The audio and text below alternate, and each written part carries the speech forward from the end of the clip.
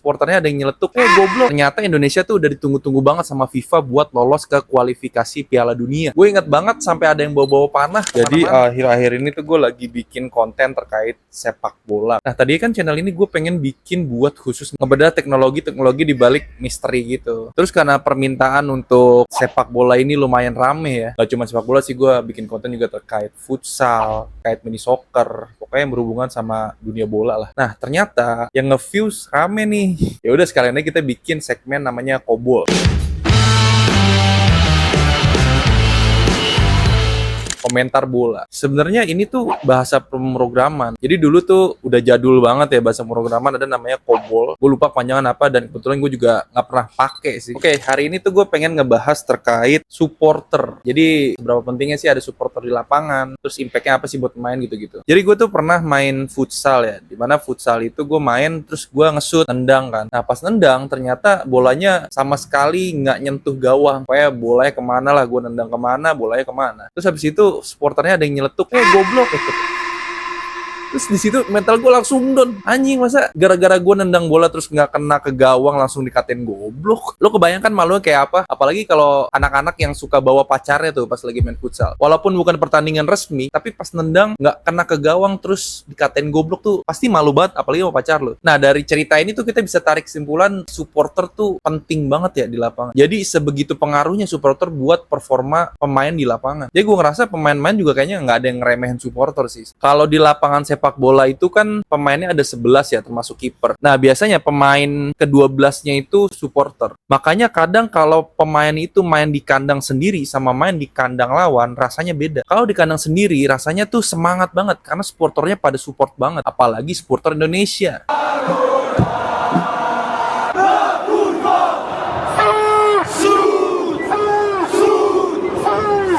Gue ngerasa Indonesia tuh beruntung banget ya punya supporter yang solid-solid. Bahkan supporternya tuh tergolong banyak yang fanatik. Gak jarang tuh gue lihat klub-klub bola supporternya ada yang nyediain atau rela keluar duit buat klubnya tersebut. Karena saking fanatiknya sama klub itu. Ada yang tahu nggak ternyata Indonesia tuh udah ditunggu-tunggu banget sama FIFA buat lolos ke kualifikasi Piala Dunia. Kenapa? Karena Indonesia tuh menjadi salah satu negara dengan jumlah populasi terbesar di dunia. Gue pernah lihat postingan di Instagram dari 433 kalau salah. Jadi akun sepak bola dunia gitu, dia nge-posting katanya Indonesia tuh penduduknya hampir 300.000 jiwa. Tapi negaranya nggak pernah sekalipun lolos ke Piala Dunia. Sorry, koreksi kalau gue salah ya. Dulu sih kayaknya pernah kita lolos ke Piala Dunia, tapi gue lupa tahunnya tahun berapa. Dan itu juga cuma sekali doang. Nah, jadi FIFA juga senang tuh kalau Indonesia lolos ke Piala Dunia. Indonesia itu tuh jadi pasar terbesar ya buat penjualan, karena konsumtif parah. Orang-orangnya konsumtif parah, bayangin aja. Gue yakin cewek-cewek nih sering banget ngeliat live di TikTok, di Instagram, atau di marketplace warna oranye. Bahkan bini gue aja nih ya, kalau malam nggak bisa tidur, gue lihat HP-nya lagi scrolling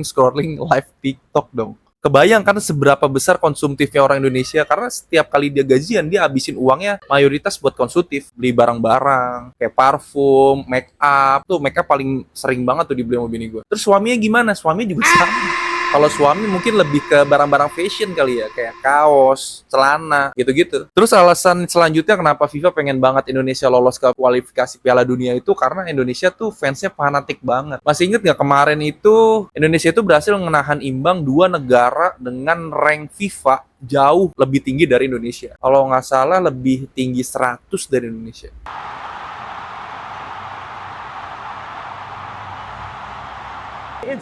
Yang kedua ini dia pergerakan lagi-lagi dari Jackson Irvine yang memberikan umpan tarik, sempat menjadi bola bebas dan beruntung Martin Paes dengan refleks sempurna. Gue yakin salah satu faktornya adalah karena adanya supporter kita yang sangat fanatik. Karena mainnya di GBK juga kan. Kebayang nggak kalau misalkan Indonesia lolos ke Piala Dunia terus banyak banget orang Indonesia yang datang ke lokasi pertandingan Piala Dunia. Walaupun nggak main di kandangnya Indonesia, gue yakin supporternya Indonesia tuh pasti rameh banget. Gue pengen cerita sedikit lagi ya. Dulu waktu gue masih sekolah, gue pernah nonton pertandingan klub Liga 1 Indonesia. Waktu itu kalau nggak salah The Jack versus Viking ya. Dan pertandingan tuh sampai bikin chaos gitu. Maksudnya apa? Jadi fanatiknya supporter itu pasti bakal kelihatan banget pas timnya timnya itu kalah atau ya nggak diperlakukan dengan oke lah sama wasitnya. Nah, singkat cerita ternyata ribut tuh di Jack sama Viking. Gue inget banget sampai ada yang bawa-bawa panah kemana-mana. Ya walaupun sekarang udah nggak kayak gitu ya, gue yakin pasti PSSI udah ngehindarin supporter-supporter yang anarkis kayak gitu ya. Tapi maksud gue poinnya, supporter Indonesia tuh bener-bener fanatik parah. Bahkan di dekat rumah gue sini banyak banget supporter-supporter bocah. Itu bener-bener sampai ribut dia sama temennya gara-gara bola doang. Dan kayaknya waktu itu juga ada fansnya The Jack ya, yang meninggal juga gara-gara kerusuhan pas lagi pertandingan bola. Gue lupa namanya, tapi kalau ada yang tahu tolong komen di kolom komentar ya. Kan sekarang lagi banyak banget pemain-pemain naturalisasi yang masuk ke Indonesia ya. Gue gak tahu sebutannya apa, diaspora atau naturalisasi ya. Apalagi manajernya Sintayong ya. Semenjak Sintayong masuk, terus diaspora juga masuk, permainan Indonesia tuh jadi jauh lebih oke lah. Walaupun gue programmer, gue gak ngerti-ngerti banget bola, tapi gue jadi seneng gitu nontonnya. Jujur dulu bukannya jelek juga sih sebenarnya, tapi pas gue nonton sepak bola Indonesia dulu, mainnya tuh kayak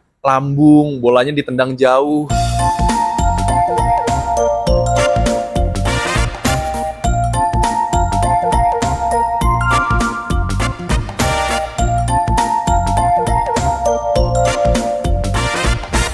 Nah, sekarang tuh beda banget. Semua operan tuh dari kaki ke kaki gitu. Dari pemain belakang dioper dulu ke tengah, terus kalau dari tengah nggak bisa ngoper ke depan, dia balikin lagi ke belakang. Gitu terus sampai akhirnya tercipta gol. Nah, sepak bola kayak gini tuh yang pengen banget gue tonton sebenarnya. Jadi Indonesia tuh kayak kelasnya naik gitu. Ya terbukti juga dari ranking kita yang naik ya, dari 129 jadi 100 berapa gitu. Nah, menurut kalian nih, kalau misalkan kita nambah diaspora lagi, apakah peluang lolosnya Indonesia ke kualifikasi juara dunia itu bisa jadi lebih besar? Kalau menurut gue sih bisa banget ya, karena rata-rata pemain diaspora itu kebanyakan dari Belanda kan kalau nggak salah. Gue pernah nonton YouTube-nya Coach Justin. Di Belanda itu dari mulai kecil aja udah banyak banget sekolah sepak bolanya. Nah, makin gede sepak bolanya itu makin meningkat levelnya. Jadi ada kompetisi di mana, bukan kompetisi, tapi level-level sepak bolanya itu ditingkatin dari mulai dia SD sampai dia berkembang ke 17 tahun. Ya nggak heran sih kalau kalian lahir di Belanda, di umur 17-an udah jago main sepak bola. At least jadi levelnya lebih tinggi lah daripada yang kita lahir di tanah Indonesia. Nah, ini juga menjadi kesempatan buat pemain-pemain lokal kita berkembang. Karena standarnya udah lebih tinggi lagi nih. Dan peluang kita lolos ke Piala Dunia juga lebih gede kayaknya. Gue pernah dengar juga Coach Justin bilang katanya sebenarnya kita tuh bukan peringkat 120-an, tapi udah kayak peringkat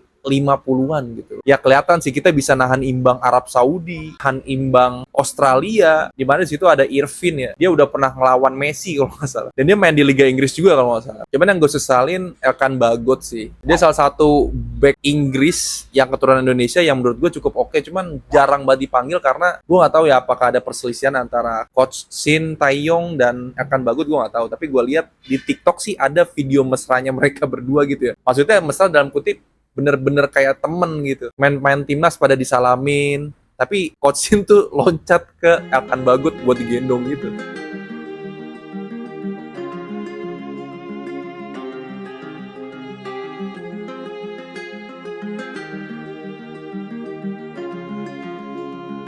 Ya kita doain aja lah supaya Elkan Bagot hatinya bisa luluh lagi, dia bisa membuka pintu lagi buat join gabung ke timnas senior Indonesia. Oke, kayaknya video ini udah cukup panjang ya. Kalau kalian seneng sama konten kayak gini, tolong komentar. Kira-kira kita harus bahas yang apa lagi ya tentang sepak bola.